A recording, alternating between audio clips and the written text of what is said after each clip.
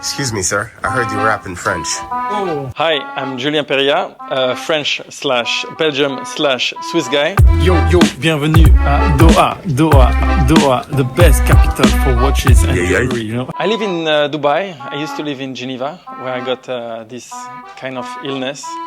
My wife said, yeah, I have a problem. I'm addicted to watches. I tried this watch. I said, dude, I'm not leaving. I can't believe you just tossed it on the table. I think I'm a watch collector. When you start to buy more than 2 watches, you start to be a watch collector. You pull the trigger for one, then you need a second one. You need to buy more. What does your wife think of your watch collecting hobby? I don't really understand how she can handle that. I have so many boxes, so many watches. I'm passing half of my time in boutiques. I love so much my wife. Talk about the latest and greatest, but most importantly, to look at some of these interesting independent. So let's start off by, what are we double wristing with? Tell us a little bit about it. So this is a Kross studio. It's an independent watchmaker from Switzerland. They are based in Gland. Gland is exactly between Geneva and Lausanne. It's a fantastic watch because for me it's the best flying tourbillon on the market. It has 5 days of power reserve and a fantastic design. I know they don't like that I say that, but I assimilate a bit the brand as Tesla. Because Tesla, Elon Musk, he said, okay guys, we're going to make a car. We're not making a car. We are starting with software. We do a computer with a battery, and then we'll build something that will look ugly or not, I don't care, but the most important is the software and the batteries. So they did the same. They said, we're going to do in-house movement, a big tourbillon. So the founder is coming from Romain Jérôme, and he was engineering also Hublot.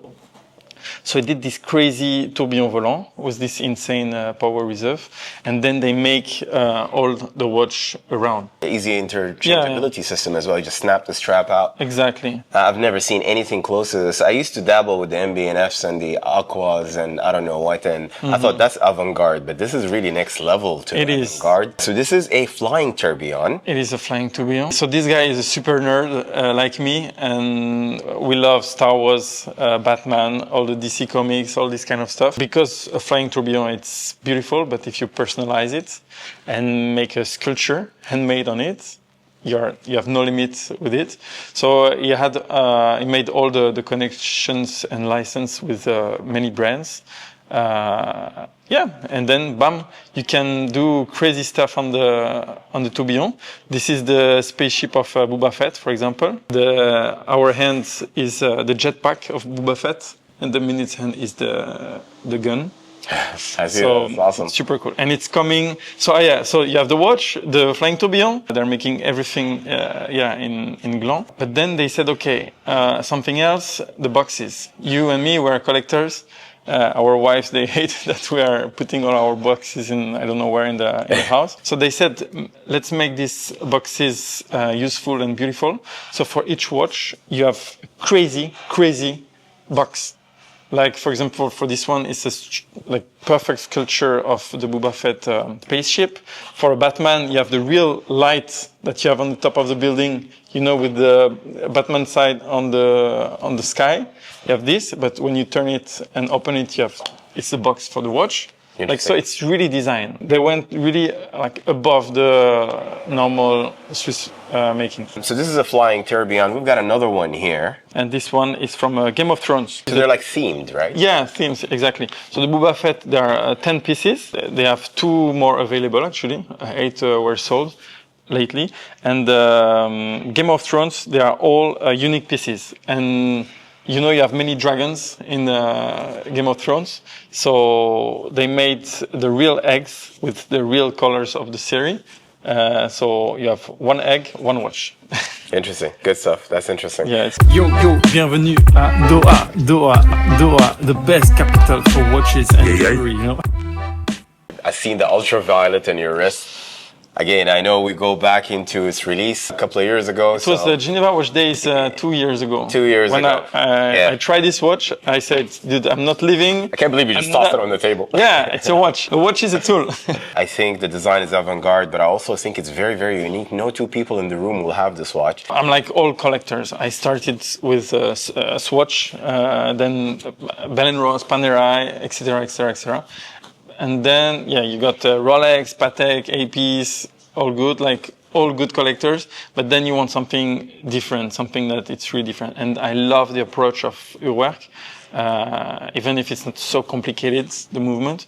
But their approach of the two founders, it's astonishing. Like it's futuristic. It's all related with space, with crazy materials, crazy everything. I love it. So generally they're a bit bulky and big. I love it, but it's too big for my chicken wrist.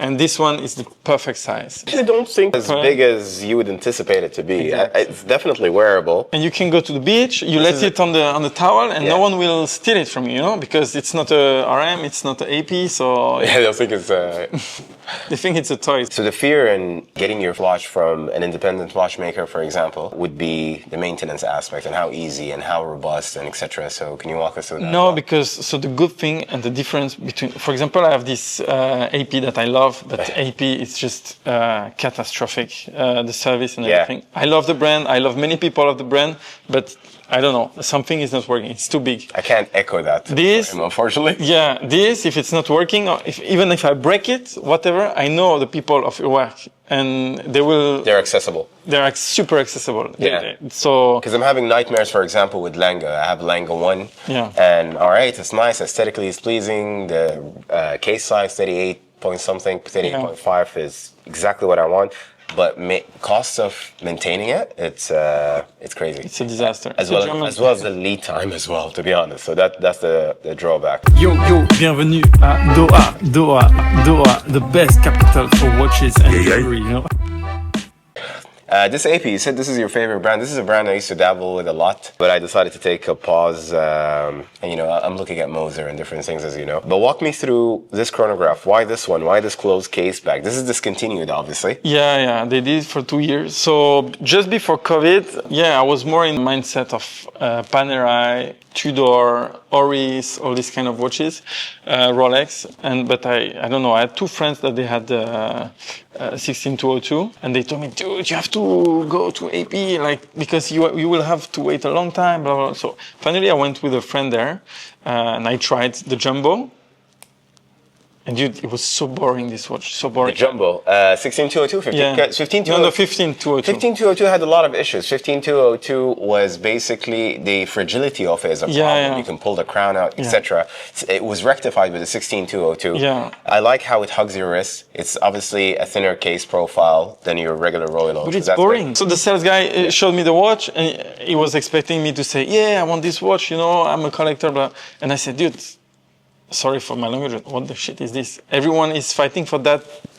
It's ridiculous. I hate it. Show me something interesting. I mean, I like what they're doing with the codes and what's not and some of their concepts, but he showed me everything. And this one turned out, I put it on my wrist, and then I said, dude, this is perfection. 38 millimeters of happiness. Yeah. Happiness? Indeed, indeed. And so I said, I want this one. And 8 months after, they called me. And awesome. Congratulations. Innovation has to supersede just design iteration on the dial. I think AP got us hooked for the longest time on just changing the dial color, but everything's pretty much the same. But yeah, aesthetically, the case size, I think this is the perfect one. Yeah. Congratulations. Thanks. And Julien, thank you so much for your time, man. My pleasure. Yeah. Yo, bienvenue à Doha, the best capital for watches and jewelry, you know.